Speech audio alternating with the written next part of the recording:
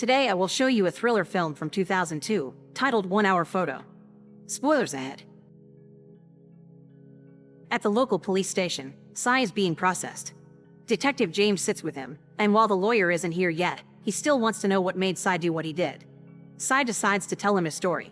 Cy works as a photo technician at a 1 Hour Photo in a big box store, a job he's had for 20 years. Photography is Cy's passion, and he's extremely thoughtful about the process of photo development, which he considers a vital service. Unfortunately though, he has no friends, relatives, or girlfriend. He lives alone with his pet hamster. Work is all he has, and he does like looking at people's pictures because they take photos of important memories they want to remember, not of things that hurt. His favorite clients are the Yorkin family. Nina and her son Jake come to his store often, but Cy only knows the husband well through pictures. Whenever they come by, Cy rushes to the front desk, sometimes making mistakes on the work he's doing just to hurry, which it's not typical of him. Cy takes over from his co-worker Yoshi, showing he's memorized Nina's address, the size of pictures she likes, and everyone's names. Today, there's a picture left on Nina's roll, and Cy spends it on himself before promising to have her copies done before they close even if she's come late, which usually would mean picking them up the next day. Later, when Nina comes by for the finished product, Cy tells her he's made them bigger than she's asked for and won't charge her for it. He also notices the pictures were of Jake's birthday, so he gifts the boy one of the shop's disposable cameras, saying it's a free gift for a client's birthday. Before Nina leaves, Cy takes notice of the book she carries in her bag. When Nina makes it home, the family looks at the pictures together, and Jake explains to his dad that the last picture is Cy the photo guy. After dinner, Nina tucks her son in bed and Jake confesses he feels bad for Cy because he looks sad and lonely, so Nina makes him close his eyes and sends Cy some good thoughts. Once Jake is asleep, Will confronts Nina about some extra spending she's been doing, which starts an argument. However, Nina doesn't let him put her down. She knows this isn't about material things. Will is actually neglectful because he's never there for his family. Their argument raises in volume, which causes Jake to wake up and hear his parents yelling at each other. Meanwhile, Cy leaves the store in his car after finding out someone has broken the windshield. He has dinner at a restaurant, where he reveals he's made an extra copy of Nina's pictures for himself. The waitress asks him about them, and Cy tells her these are family pictures, calling Jake his nephew. Later at his apartment, Cy adds these pictures to his collection, which includes framed photos on his dresser but also a very creepy wall dedicated to the Yorkin family. The rest of the evening, Cy spends it watching brainless TV. The following day is Monday, which is always the busiest day because people take lots of pictures over the weekend. Cy's store has tons of regular customers and Cy treats them all respectfully, from the lady that only takes pictures of her cats to the man that does adult shots. Employees must only report animal cruelty and adult material that includes children, otherwise it's not their problem what their clients take pictures of. In the afternoon, Cy makes a scene while arguing with a machine repairman, who has lots of work to do and Cy called him over just because the machine has a barely noticeable 0.3 blue shift. The mall's manager Bill sees this and approaches Cy while he's having lunch and daydreaming about being part of the Yorkin family as he stares at a picture of them. Cy hides the picture as soon as Bill sits in front of him to scold him about what happened earlier, and after Cy promises not to make any more scenes in front of the customers, Bill reminds him he's never used his vacation time. Cy pretends to consider taking some days off soon, but ironically, on his way out, Bill points out that Cy takes too long for his lunch break. Afterward, Cy starts making his way back to the store, only to accidentally come across Will, who is doing some shopping. Cy introduces himself and tries to do some small talk only to be very awkward at it. Since Bill is keeping an eye on him from his office, Cy cuts the conversation short, but only after telling Will that he's very lucky to have such a beautiful family and perfect life. Then, Cy tries to go back to his shop again, and this time he bumps into Jake. The boy has an Evangelion figurine in his hands that he wants to buy, but his father won't let him, so Cy promises to put it back on the shelf. After work, Cy has some coffee while reading the same book as Nina, then goes for a walk to the local fair. Whenever he finds a box with photographs, he looks through them as he thinks about the fact people never take pictures of the little things, like their used band-aids or a wasp in the jello, even if those are the things that make up the true picture of their lives. When Cy finds a black and white picture of a woman, he decides to buy it. Next, Cy goes to the Yorkins' house to sneak inside. He looks around every room, smiling when he sees his picture on the fridge among the family photos. He also uses the bathroom, puts on Will's clothes, and watches a game on TV while drinking beer and talking to the dog. When the Yorkins come back, they thank Cy for house-sitting and Jake calls him Uncle Cy. Unfortunately, the moment is interrupted by Cy's own limits, because all this has been his imagination running wild. He's actually never left his car. Sometime later, a woman named Maya comes to the store to leave some rolls. Cy swears he's seen her before because her face looks extremely familiar, so Maya says he's probably seen her around shopping, but Cy isn't convinced. After work, Cy goes to watch Jake at his soccer practice, pretending he was just passing by and found him by accident. Since neither of Jake's parents came, Sai decides to walk him home while sharing a bit about himself, explaining he used to be an unpopular fat kid that everyone bullied. He also gifts Jake the Evangelion figurine he wanted, but Jake turns it down because he doesn't want trouble at home. Jake decides to go home on his own, but he at least accepts to call Sai by his name instead of Mr. Some days later, Sai notices Nina has come to the mall to do some shopping, so he discreetly follows her. When she sits down to have lunch, Sai gets some food as well and pretends to sit at the table next to hers by coincidence. The two of them do some small talk and Sai impresses Nina by quoting the book they're both reading. He also shows her the picture he bought at the fair as he says that's his mother in order to look more normal than he is. Towards the end of the day, Bill calls Sai to his office to discuss some issues he's been noticing in the shop.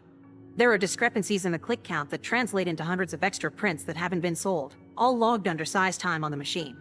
On top of this, there's the fact Sai has been taking 90-minute long lunches, spacing out in the middle of work, the scene he caused with the repairman, and the camera he gifted as free birthday merchandise.